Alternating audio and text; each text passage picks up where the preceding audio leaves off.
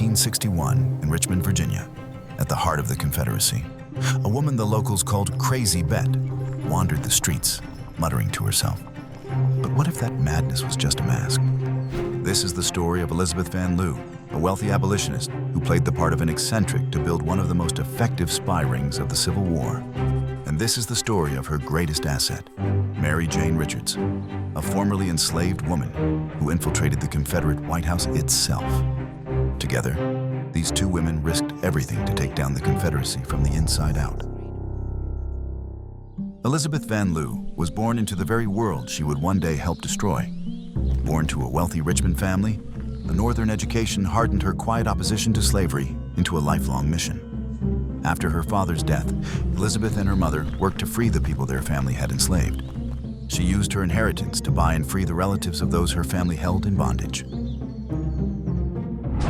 When the drums of war grew louder, she didn't flee her home. She stayed to fight. When Richmond became the Confederate capital, Elizabeth's first mission was at Libby Prison, a warehouse crammed with suffering Union officers. Playing the part of a benevolent woman performing charity, she brought prisoners food and medicine. But these were, in reality, intelligence operations. Newly captured soldiers had fresh information on Confederate troop movements, which Elizabeth smuggled out using hollowed-out eggs and a complex cipher. Her actions drew suspicion and threats, but the pressure only strengthened her resolve. She built an interracial spy ring known as the Richmond Underground. And in 1863, her work caught the attention of the Union Army, and Elizabeth Van Lew, the socialite, became an official spy master for the U.S. government. As her spy ring grew bolder, Elizabeth knew she needed a better disguise. So she crafted an identity so brilliant, it would hide her in plain sight. She became Crazy Bet. She let her appearance go, wearing shabby clothes and wandering the streets muttering to herself. This act of feigned insanity was a masterstroke. Her bizarre behavior made her seem harmless. Confederate officials only saw an eccentric woman, never imagining she was a spy master operating directly under their noses. Elizabeth knew her network still had a blind spot, the nerve center of the Confederacy, the home of President Jefferson Davis. For this mission, she turned to Mary Jane Richards, sometimes known by her married name, Mary Bowser.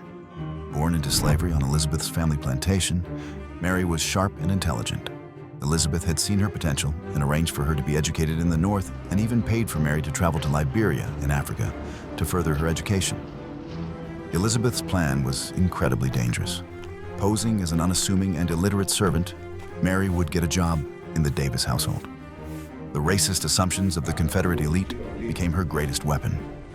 They saw her as invisible, incapable of understanding the complex strategies discussed or the documents left on desks. While serving meals, she absorbed priceless information and passed it to Elizabeth's network.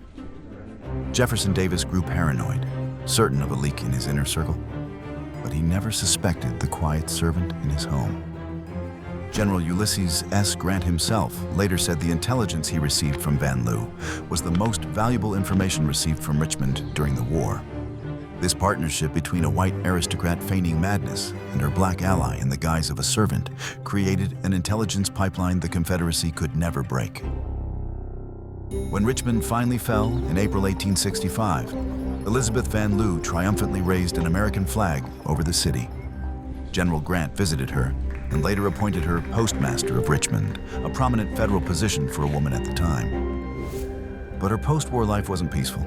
Ostracized by Richmond society, which branded her a traitor, she spent her fortune on her spy work and died nearly penniless. For a long time, Mary's story was almost lost. But in 1995, the U.S. Army posthumously inducted Mary under her married name Bowser into its Military Intelligence Hall of Fame, recognizing her as one of the Civil War's most effective spies. Elizabeth and Mary's stories are a powerful reminder that history is full of quiet heroes who risked everything to reshape a nation.